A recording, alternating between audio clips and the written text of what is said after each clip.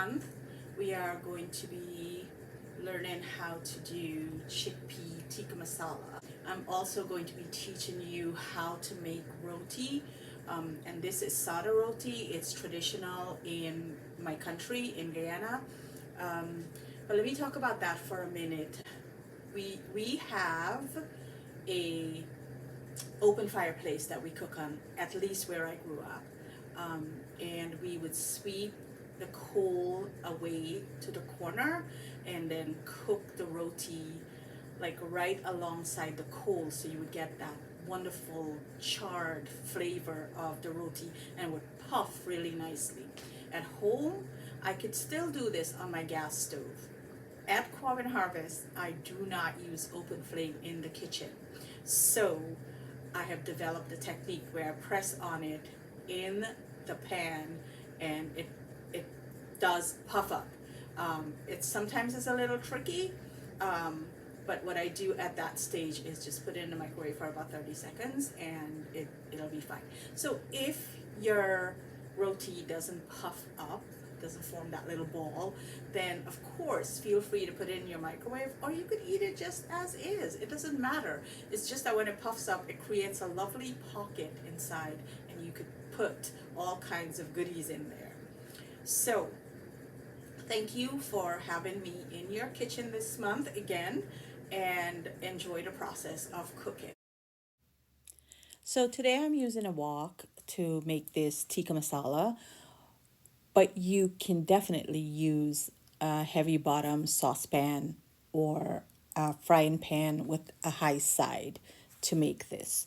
So let's heat up 2 tablespoons of high heat oil, such as grapeseed oil or canola oil or whatever you have available.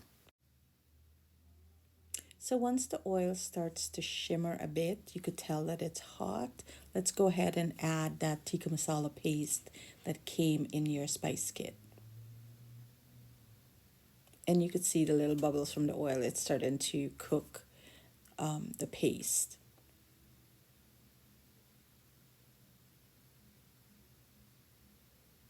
So let's stir that around gently so that it could really, all of the little bits in there could get cooked in the oil.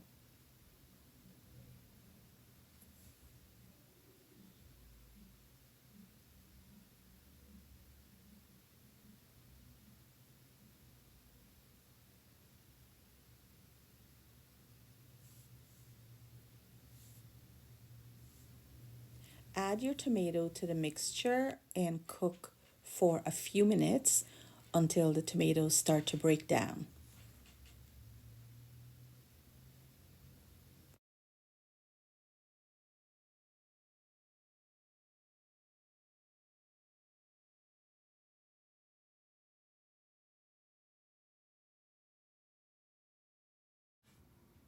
So here we go, and the tomatoes have broken down quite a bit, and it's lovely. And this is a good place to start adding your potatoes and your chickpeas to this mixture.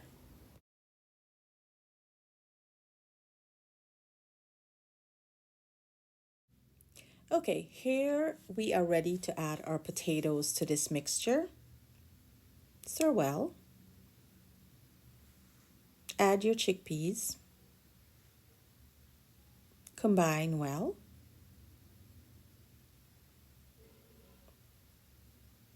Add a bit of salt here to suit your palate. And combine these well together.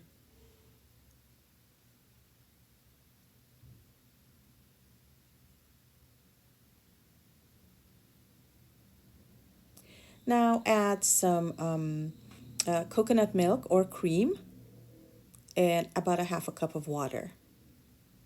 Stir that well.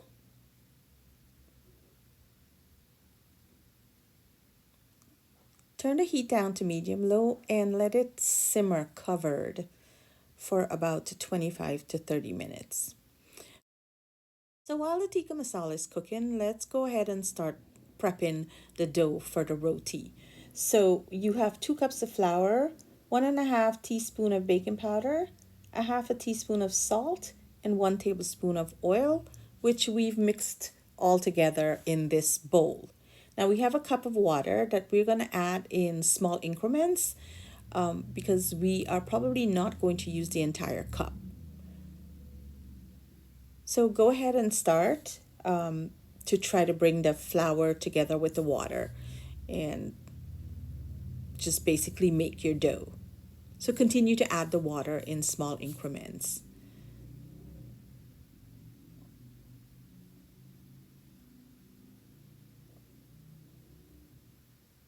Most cultures have these flatbreads that are quick and easy to make. Just a little bit of flour, sometimes leavening agent or not, and some salt, maybe some oil. Sometimes we put ghee or butter. Olive oil is fine, canola oil is fine, whatever you have on hand, whatever you choose to use. The best rotis are actually made with a little bit of ghee because I like the flavor of ghee. So continue to knead this. See, it's all come together here. It's now one piece of dough. So continue to knead this for about 5 minutes. And then we are going to set it aside for about 15 minutes.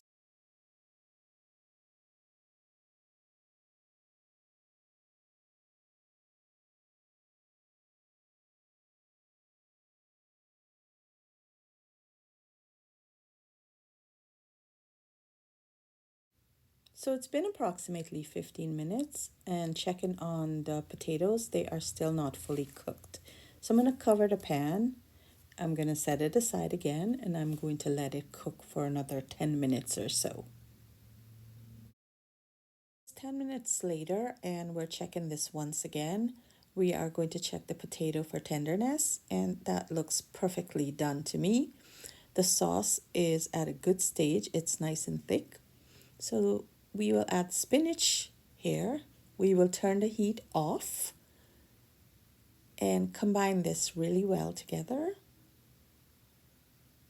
Also add the cilantro at this time.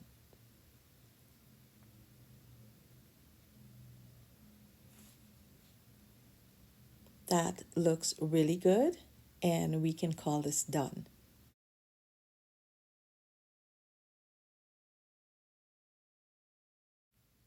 So back to the dough. Let's knead that a little bit and divide it into 4 equal pieces and form little dough balls.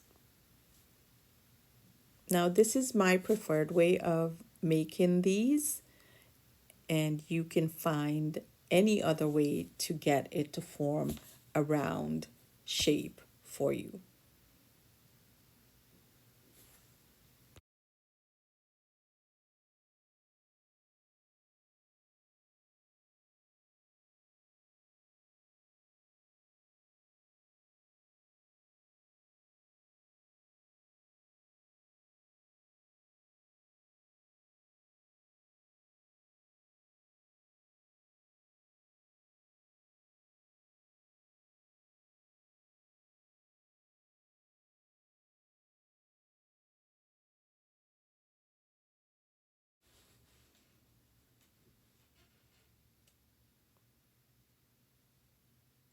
When you are done, cover these and let it rest for 10 minutes.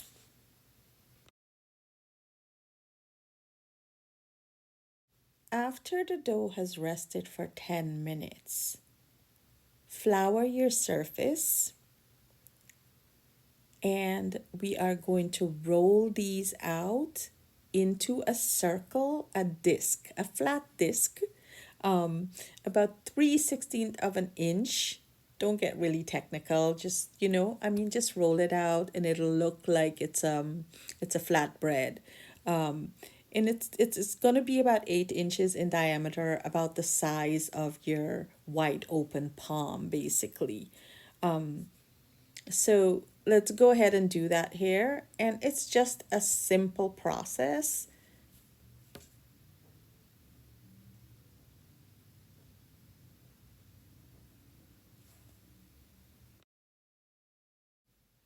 Place a skillet on medium heat and bring it up to temperature. Cast iron works really best, but you can use any skillet you have available. So once you finish rolling this out, that should be ready to go. So go ahead and start cooking your roti. You can add it to a dry pan. You don't have to put any sort of oil or grease or any of that. When you see the bubbles start forming on the top side, then it is time to flip it to the other side and let it cook on the other side for 1 to 2 minutes. If you want to help it along, you can go ahead and take a tea towel and press around the edges and or a spatula and press around the edges so that it helps it to inflate.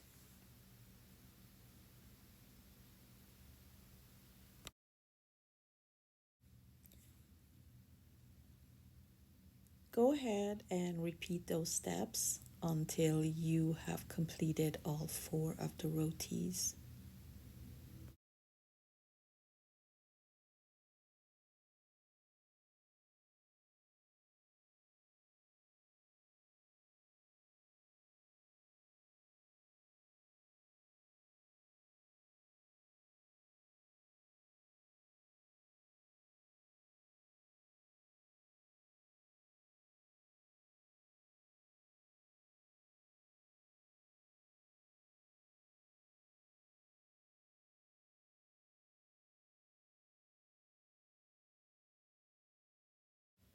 So this dish is done and ready for the table. This is our chickpea and potato tikka masala, our sada roti cut in half. We did end up getting a nice pocket on it, which will be stuffed in a minute for my lunch. We made a cabbage salad with herbs and sunflower seeds for a fresh taste, a fresh, clean taste. And we did a raita with yogurt and cumin for a cooling taste. So here we are, and here is my stuffed pocket.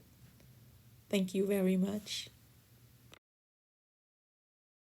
That's all that there is to that, dear friends. So we are done, and it is delicious. It is going to be my dinner tonight.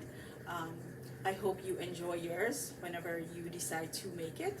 Um, and thank you once again for inviting me into your home, into your kitchen, into your world to cook some of these foods with you. I look forward to doing this next month again with you all. Thank you. So here's a behind the scene look at how we make that paste.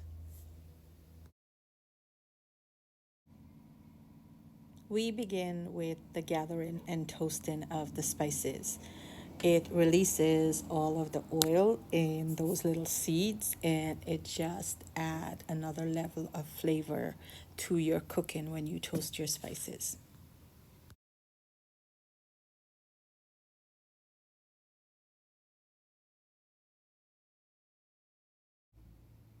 So keep stirring. This is quite the workout to avoid burning those spices because if you burn it, it is over. That is the end.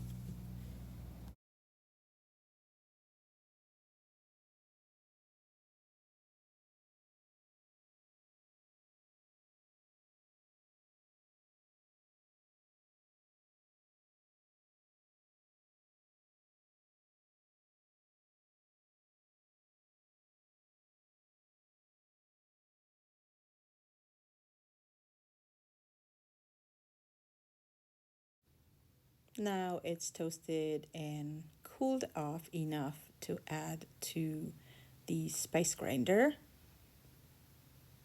And here we are.